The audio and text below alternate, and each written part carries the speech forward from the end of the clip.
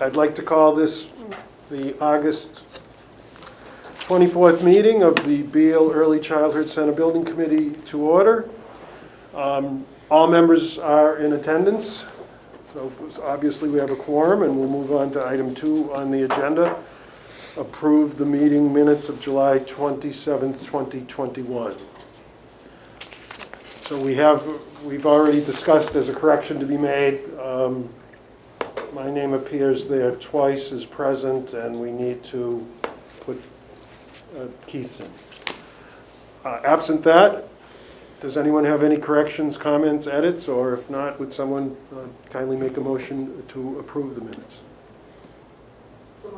Second. We have a motion, we have a second. All those in favor? Aye. Opposed? So voted. Next item on the agenda is project financial documentation review. So first we have a couple of change orders to consider. Who's going to walk us through those, please? Walter, please. Yep. So before you have change order 11 and change order 11A. I'll go over change order 11. This is an increase to the GMP of $42,000, $42,128. It's comprised of about 8 PCOs. First being PCO 73. This is some revisions to the butterfly garden, raised planters, and some additional structures that were placed out there. It's really going to make the area a lot more functional and safe for the students. Some really nice piano hinges that are going to be going on the benches where items for gardening can be stored. The garden class is going to be out there taking care of those. So those are captured in that PCO. Second PCO is PCO 91, additional exit signs per the AHJ, requirement on all projects at the end of the job. Authorities having jurisdiction, review the exits and anything they deem that needs to be adjusted. We adjust, add, make sure those are included. PCO 93R, handrails at the exterior door B1 per PR 13. In lieu of making a winding sidewalk to meet the ADA requirements, we added a handrail, which lets you increase the slope on that. So that handrail will be going in. PCO 96, a drawdown for the weather station mount per PR 13. Wasn't captured in any of our buyout, but it was required to make sure we were able to get that weather station mount for the school. PCO 97, contingency drawdown for acoustic ceiling tile changes at storage rooms. This was a revision for 2 storage rooms that needed to be created within 2 areas. There was additional ceiling tiles, ceiling cuts, and track that needed to be hung in those. PCO 99 was a credit for changes at the cafeteria speakers. We were able to use a less expensive model that's going to satisfy the building just as equal. But a little bit of a savings there of $4,900, almost $5,000. PCO 100, contingency drawdown for perennials at the raised planter beds. I don't know if anyone's been to the building, but we have a multitude of vegetables, herbs, and plants that were put in the planter bed. We did not originally own anything within the planter bed, but from recommendations from designer, school, and a lot of input, we were able to get these done. They're being maintained. So they're going to look nice for the opening. They'll have actual plants in there instead of a large bed of weeds. PCO 103, drawdowns for hardware scope revisions.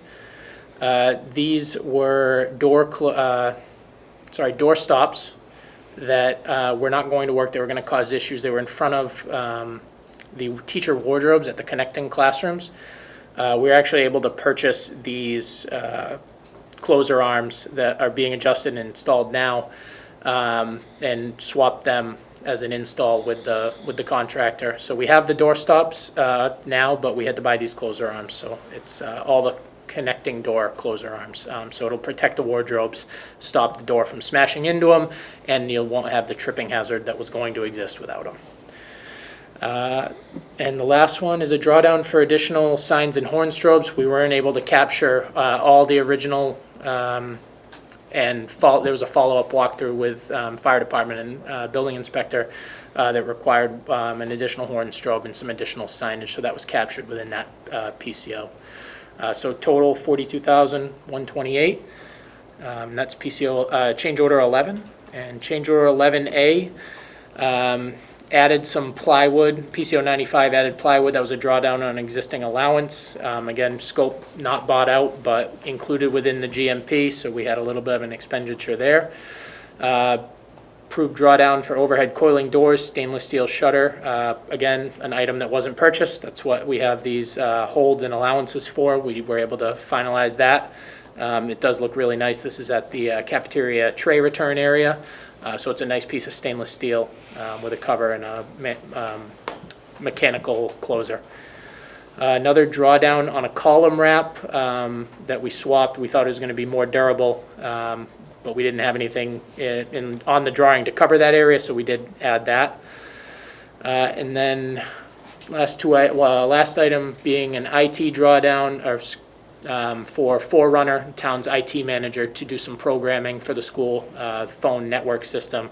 It's an origination point programming, so not done at the school, done outside of the school, but throws the network to the school. And in order to maintain the warranties from that company, they were asked to do that, provide that programming for the school. And then last change is PCO 107R. Change to the bioswale, added larger bedrocks, larger stone, reinstall and widening of the swale itself. This runs on the northwest corner of the site, heading towards the retention pond at the back of the school. Again, PCO change order 11A is a $0 change to the GMP. These are all being drawn down from existing holds and allowances. So those are two areas where two change orders that we were looking for approval, and if there's any questions, happy to answer. Questions from members of the committee? Can I just ask, why are some coming down from owner's contingency and why are the other ones from GMP allowances and holds? What's the distinction there? Is it because? So change order 11, the only ones are coming from owner's contingency. That means that the money is actually below the line for our construction budget. It's carried in the owner's contingency. That gets brought up into construction. On change order 11, all of those holds and allowances are within the cost of the construction. We just didn't utilize those values. We didn't buy it out. We had carried these as anticipated scope, so that's why. Yep. Any other questions? Seeing none, would someone kindly make a motion to approve change order 011 in the amount of $42,128? So moved. We have a motion. Do we have a second? Second. Seeing no further discussion, all those in favor? Aye. Opposed? So voted. And now would someone kindly make a motion to approve change order 11A, a $0 increase to the GMP and a drawdown from the GMP allowances and holds? So moved. We have a motion. Do we have a second? Second. We have a second. Seeing no further discussion, all those in favor? Aye. Opposed? So voted. Item 3B is to review and act on the bill schedules and warrants. And on our agenda, we have a list of various vendor expenses, as we do at every meeting. Would someone kindly, unless there are questions or comments, seeing none, would someone kindly make a motion to approve the bill schedules and warrants? So moved. Is there a second? Second. We have a motion, we have a second. Seeing no further discussion, all those in favor? Aye. Opposed? So voted. Moving right along to item 4, reports, etc. Could we first have a report from the owner's project manager, please? Absolutely. So before you, you'll have the revised budget summary. There was two items that were left out that we got over, updated and got over you guys. It was about $24,000. But there's not much to go on here. Deb has her note on there that the IT budget, but at this point we have a balance to finish of $18,529,615. Again, that's off of the PFA and the PFA bid amendment. We are, again, going to be under that number. The GMP was about $2.5 million under that number. We also have existing holds, allowances, as noted, that are not going to be expended.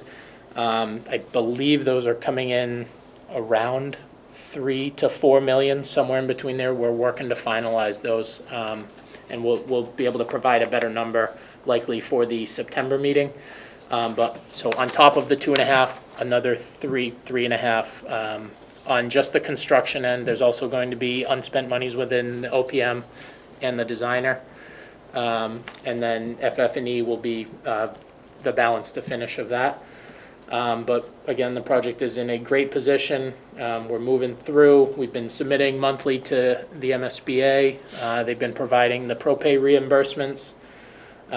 Pending to date, I believe we are expecting about $1 million from propay 32, so that we should see that coming shortly.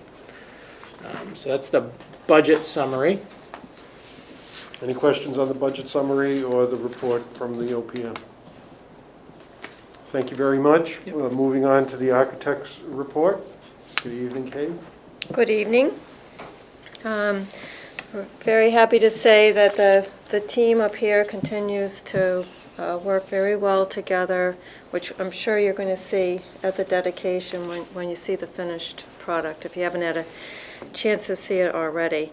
We have been working on getting the FF&E moved in. If you remember, that was under our contract, and we're getting down to punch list items, I guess you would say, that we will be continuing to refine.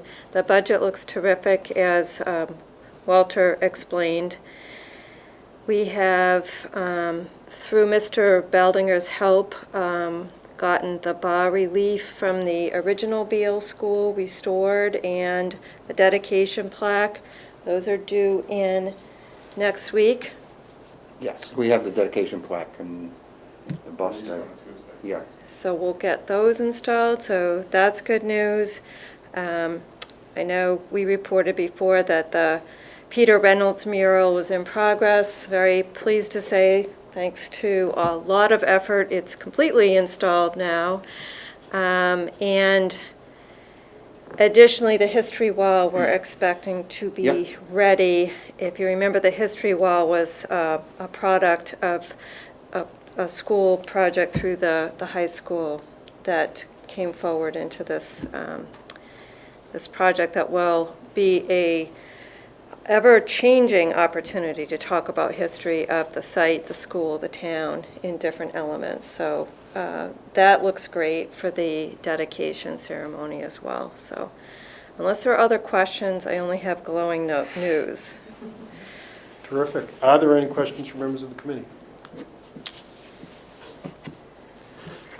I picked the right committee to join late, didn't I? Didn't I tell you that? Thank you. No. Thank you very much. And from the construction manager, Sure. Frank, please. So just to piggyback on what Katie said is, we're at the home stretch. I was talking to Chris Girardi, the last 10% takes 90% of the effort to get it across the finish line, and we're there. We're down to caulking and putting and touch-up painting at this point. But it looks great. I'm super excited. I did jot down some notes. There was about 230,000 man-hours put into this project through a pandemic. We moved 30 tons of soil over the wheelabrator. We poured 65,000 yards of concrete. We installed 950 tons of steel. All through a crazy time. We were able to get it done on time, on budget. So we're super excited. Can't wait till next Wednesday, the first day of school.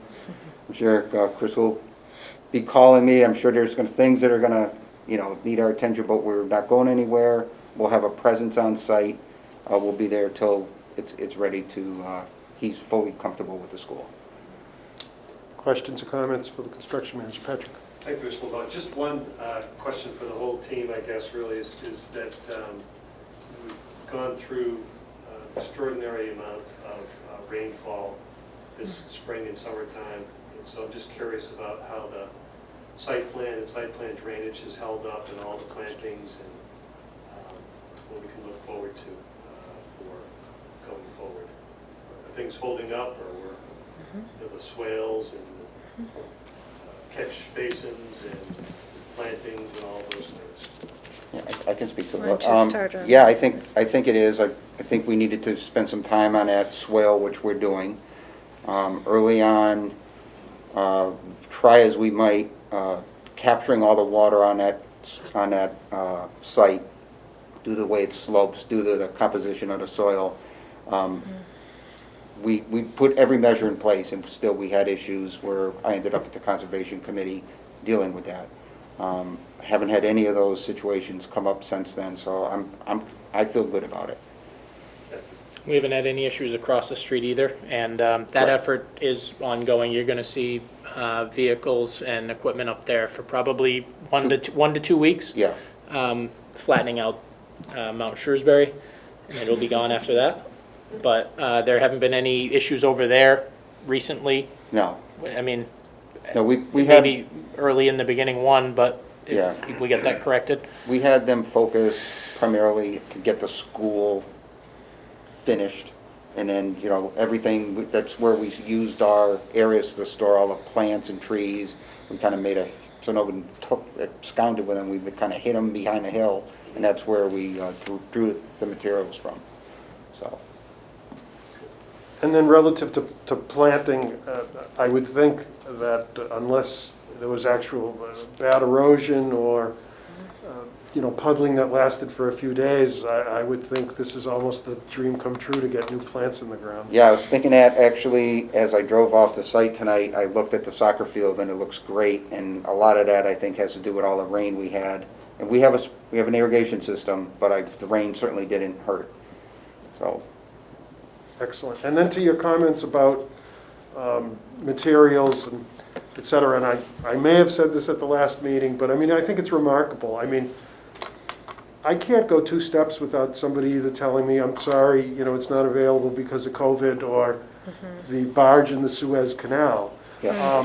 And that this massive project on time and no issues, the supply or cost, Well, well done. I want to take this opportunity to highlight that Dave Fontaine Jr.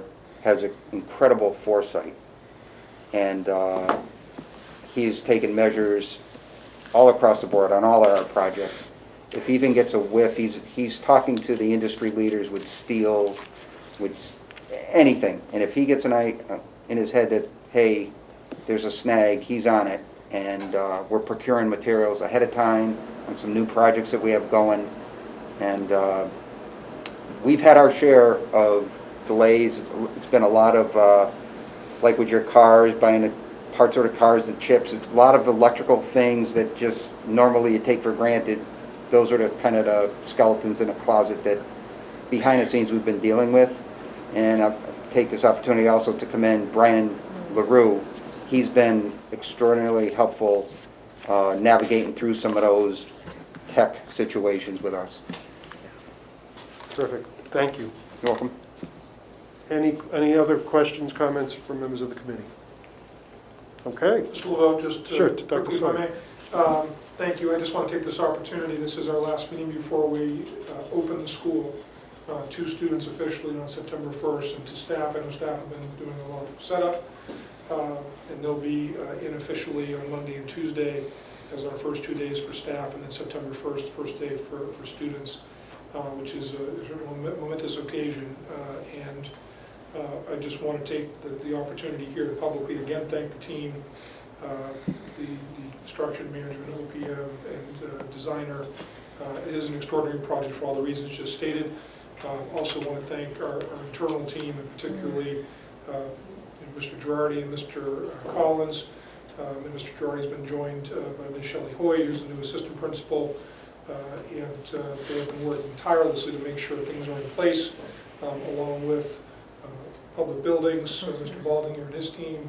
It has just been really a pleasure, and obviously there's been a little more trepidation and concern about the coming school year, which every school district is coping with, but really to be able to is a huge highlight and positive for this community. Wonderful investment to have it come in on time, under budget, When we're hearing some really difficult stories from other places where they just don't even have furniture, they need to open school, they're not ready. All that foresight we deeply appreciate. So we look forward to celebrating this in different ways in the coming weeks and months. And it's going to be a wonderful investment for our community for decades. And I'm told, I saw a photograph, I'm looking forward to seeing it in person, perhaps even as soon as tomorrow, but I'm told that the mural is absolutely spectacular, and that even seeing it digitally doesn't do it justice. And I'm very excited to see that in place as well. So congratulations to everyone, and we are looking forward to opening the new Beal School on September 1st. So school's opening, did you have something, Mr. Mizuga? No. So school's opening September 1st, the dedication ceremony is the 24th, I Correct. believe. And that brings us to item 5. Our next meeting is Tuesday, September 28th, in this room at 6 p.m. So the school will be open almost a month. We will have had the dedication. And we'll begin, I guess, wrapping things up and closing things out. Does anyone have any other business to bring before the committee this evening? Seeing none, would someone make a motion to adjourn? We have a motion, we have a second. All those in favor? Aye. Opposed? So voted. We're adjourned. Thank you very much. Thank you all.